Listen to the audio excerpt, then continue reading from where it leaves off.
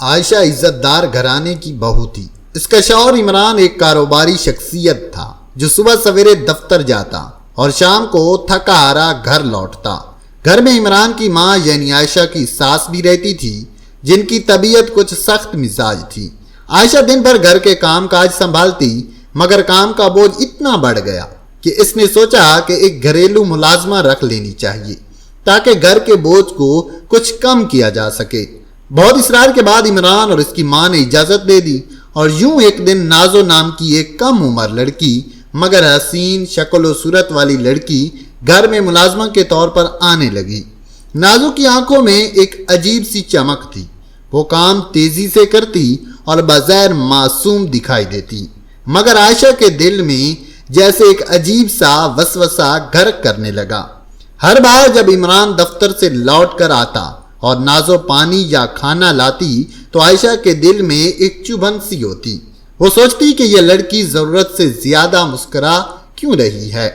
عمران کے چہرے پر کبھی کبھی ہلکی سی مسکراہٹ دیکھ کر عائشہ کے دل میں شک کی کیل مزید گہری دھنس جاتی۔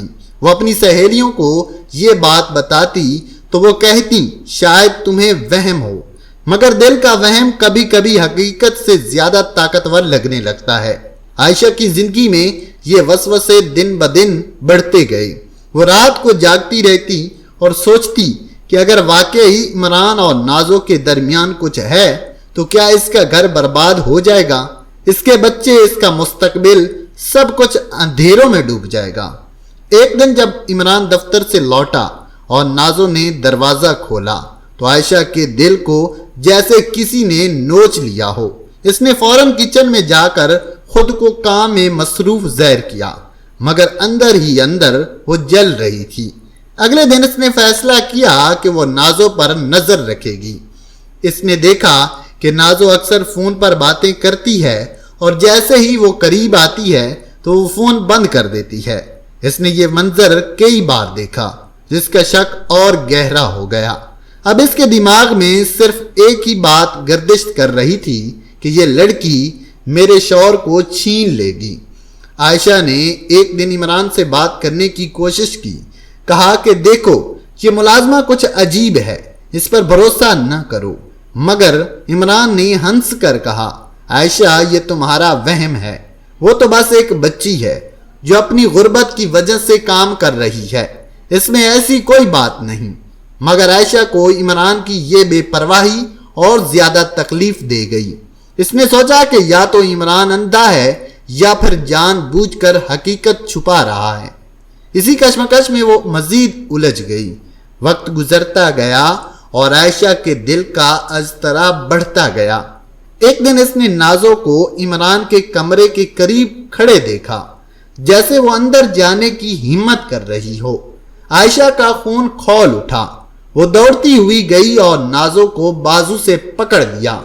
تیز لہجے میں کہا تم یہاں کیا کر رہی ہو؟ نازو کا رنگ فک ہو گیا اور وہ کپ کپاتی آواز میں بولی بی بی جی میں تو بس کمرے کے دروازے پر صفائی کرنے آئی تھی۔ عائشہ نے اسے گھور کر کہا یاد رکھو اگر میری زندگی میں دخل دینے کی کوشش کی تو اچھا نہ ہوگا۔ نازو کے لبوں پر جیسے کوئی چھپا ہوا راز لرز رہا تھا مگر وہ کچھ نہ بولی۔ عائشہ نے اب نازو پر کڑی نظر رکھنا شروع کر دی۔ اس نے اس کی چیزیں ٹٹولنا شروع کر دیں۔ ایک دن اسے نازو کے تکیے کے نیچے ایک چھوٹا سا خط ملا۔ اس خط میں کچھ دھندلے الفاظ تھے، میری جان تمہیں دیکھ کر سکون ملتا ہے، تمہاری کمی محسوس ہوتی ہے۔ عائشہ کی آنکھوں کے سامنے اندھیرا چھا گیا۔ وہ سمجھ بیٹھی کہ یہ سب عمران کا ہی لکھا ہوا ہے۔ دل میں طوفان برپا ہو گیا مگر اس نے یہ خط عمران کو نہیں دکھایا بلکہ خاموشی سے سینے میں دبا لیا اور فیصلہ کیا کہ سچائی کو خود ہی کھولے گی۔ چند دن بعد عائشہ نے محسوس کیا کہ جب عمران دفتر سے آتا ہے تو ساس نازو کو اکثر کسی کام کے بہانے قریب بھیج دیتی ہے، کبھی چائے پلانے کے لیے، کبھی جوتے صاف کرنے کے لیے، اور عمران بھی انکار نہیں کرتا۔ یہ بات عائشہ کو اندر ہی اندر مزید زخمی کرنے لگی۔ اسے لگا شاید سازش صرف نازو کی نہیں بلکہ ساس بھی اس کھیل میں شامل ہیں تاکہ وہ بہو کی جگہ کسی اور کو شوہر کے قریب لا سکیں، مگر اصل سچائی ابھی بھی پردے کے پیچھے تھی۔ ایک ایسا راز جسے عائشہ نے سوچا بھی نہ تھا۔ ایک رات جب سب سو رہے تھے، عائشہ کو پیاس لگی اور وہ کچن کی طرف گئی۔ اچانک اسے صحن سے ہلکی سی سرگوشیوں کی آواز سنائی دی۔ وہ دبے پاؤں قریب گئی تو دیکھا کہ نازو اور اس کی ساس آمنے سامنے بیٹھے ہیں۔ ساس کی آنکھوں میں عجیب سی نرمی ہے، جیسے وہ ماں اپنے بچے سے بات کر رہی ہو۔ ساس کہہ رہی تھی، میں تمہیں کبھی اکیلا نہیں چھوڑوں گی، جو بھی ہو میں تمہارے ساتھ ہوں۔ نازو کے چہرے پر آنسو بہہ رہے تھے۔ عائشہ یہ منظر دیکھ کر پتھر کی مورت بن گئی۔ اس کے دل میں ہزاروں سوال جاگ اٹھے کہ یہ کیا رشتہ ہے، یہ محبت کہاں سے آئی، اور ساس آخر اس ملازمت سے ایسی باتیں کیوں کر رہی ہیں۔ یہ وہ لمحہ تھا جب عائشہ کے دل میں پہلا جھٹکا لگا کہ شاید حقیقت وہ نہیں جو وہ سوچ رہی ہے، مگر ابھی پردہ مکمل نہیں اٹھا تھا، اور عائشہ کے شبہات اور وسوسے ایک نئے موڑ پر آ گئے تھے۔ شہلا کے دل میں جیسے کوئی کانٹے چبھتے جا رہے تھے۔ اس نے پچھلے چند دنوں میں جو کچھ دیکھا تھا وہ اس کی برداشت سے باہر ہو رہا تھا۔ نازو کے مسکراتے ہوئے چہرے، اس کا بار بار شوہر کے سامنے آنا، پھر شوہر کا کبھی خاموش رہ جانا، کبھی سر جھکا لینا، یہ سب عائشہ کے شک کو اور بھی گہرا کر رہا تھا۔ ایک رات وہ خاموشی سے اپنے کمرے سے نکلی، سیڑھیوں کے قریب کھڑی ہو گئی اور نیچے سے ہلکی ہلکی سرگوشیوں کی آواز سننے لگی۔ دل کی دھڑکن تیز ہو گئی، مگر جو بات اس نے سنی وہ اس کے وہم و گمان میں بھی نہ تھی۔ نازو کہہ رہی تھی، بی بی جی کو کبھی نہ بتائیے گا ورنہ سب کچھ ختم ہو جائے گا۔ اور جواب میں کسی بڑی عورت کی آواز آئی، بیٹا میں نے تجھے اپنے پاس یوں ہی نہیں رکھا، تو میری پرانی زندگی کا ایک راز ہے۔ یہ آواز عائشہ کی ساس کی تھی۔ عائشہ کا دل دہل گیا۔ وہ سوچ بھی نہیں سکتی تھی کہ اس کی ساس اور نازو کے درمیان کوئی تعلق ہو سکتا ہے۔ وہ تڑپتی ہوئی اپنے کمرے میں لوٹ گئی اور ساری رات بے چین رہی۔ اگلے دن اس نے اپنی ساس کو بغور دیکھنا شروع کیا۔ جب وہ نازو سے بات کرتی تو ان کے لہجے میں نرمی اور اپنائیت ہوتی، جو کہ کسی عام ملازمہ کے ساتھ نہیں ہو سکتی۔ عائشہ کی آنکھیں حیرت سے پھیل جاتی تھیں جب وہ نازو کو ڈانٹنے کے بجائے اس کے سر پر شفقت سے ہاتھ رکھتی۔ آخر کار ایک دن عائشہ نے فیصلہ کیا کہ اب وہ سچ جانے بغیر چین سے نہیں بیٹھے گی۔ اس نے نازو کو کچن میں اکیلا پا کر روک لیا اور سیدھا سوال کیا، سچ بتاؤ نازو، تمہارا میری ساس سے کیا رشتہ ہے اور یہ سب چھپایا کیوں جا رہا ہے؟ نازو گھبرا گئی، اس کے ہاتھوں میں کانپ شروع ہو گئی، آنکھوں سے آنسو نکلنے لگے اور وہ کہنے لگی، بی بی جی آپ مجھ پر شک نہ کریں، میرا آپ کے شوہر کے ساتھ کوئی تعلق نہیں، اصل حقیقت کچھ اور ہے، میں آپ کی ساس کی بیٹی ہوں۔ یہ سن کر عائشہ کے پاؤں تلے زمین نکل گئی۔ نازو نے روتے ہوئے بتایا کہ کئی سال پہلے اس کی ساس یعنی عائشہ کی ساس نے جوانی میں ایک بڑی غلطی کی تھی۔